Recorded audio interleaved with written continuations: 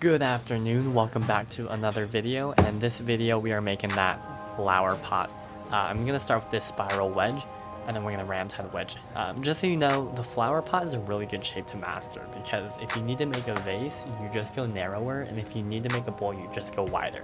So this shape is really versatile, and it's kind of like a platform for most other projects that you'll work on. Now that I have it all wedged up, nice and smooth, no air bubbles, I'm good to stick it onto the bat right here.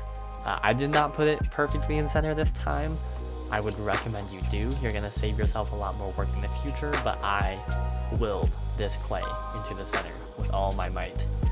Once it's in the center, I'm going to cone up and down. That's just wedging it more. It makes it smooth, elastic, just ready for throwing the actual platform. So I'm just going to speed it up here and then cone it up and down a few more times.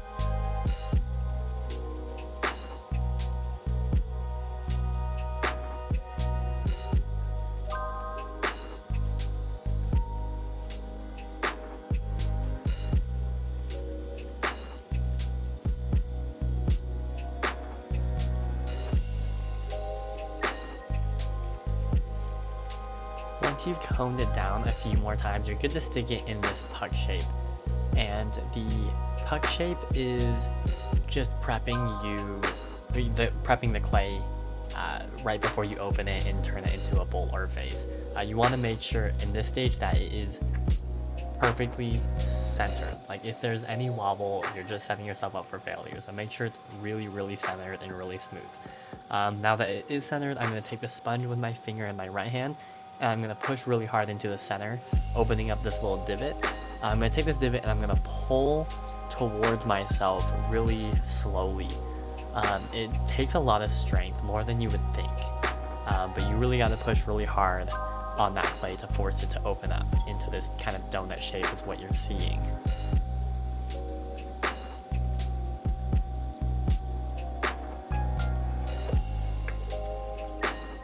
I then also took this needle tool to poke the bottom to see how thick the base is. If it's too thick, it's going to have issues drying and it's going to be heavy. If it's too thin, it's going to crack and be fragile. And then I also use this red rubber kidney to just compress the bottom. When you compress the clay, it really makes it stronger and less likely to crack in the kiln. Once the base is all set up, I'm going to start pulling up the walls. This is called doming because it makes a little dome. And I just take my right hand and I push on the outside of the clay, and I use my left hand to guide my right hand upwards. And as I pull upwards, the walls should stretch up as well. Again, you need to be very stable. I tuck my left arm or it's actually my right arm, but I tuck my right arm into my hip to make sure that I don't move at all, because if your body moves, it's going to mess up the clay. I'm going to pull the walls up a few times. Ideally, the least amount of pulls, the better, but for me, I did it in like 7 or 8. Because it's a smaller piece, it's not a huge deal though.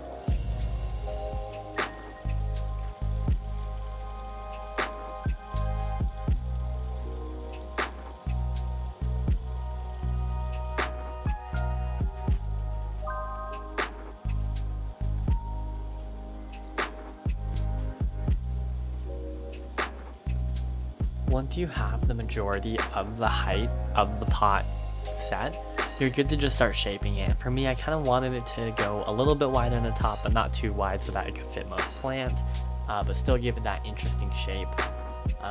The bigger the pot, the less time you want to spend working on this, because the clay gets soft and it can collapse on itself. Again, this is not a huge item, so it's not that big of a deal.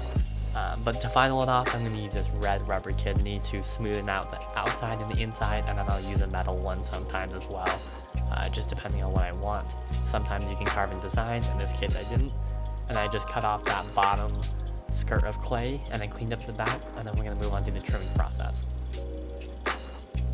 Now, in the trimming process, we're going to tap center the pot.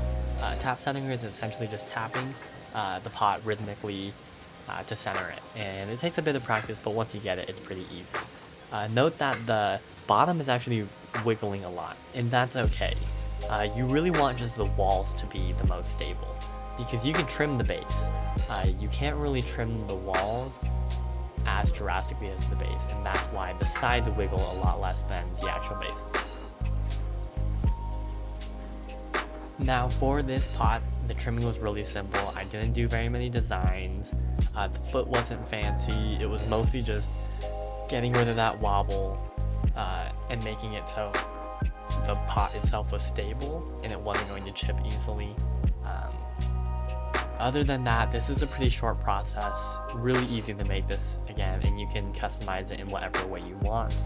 I would recommend making at least 3 of these to get that shape down, because it will help you in the future. I've made quite a few pots that you can see in my other videos.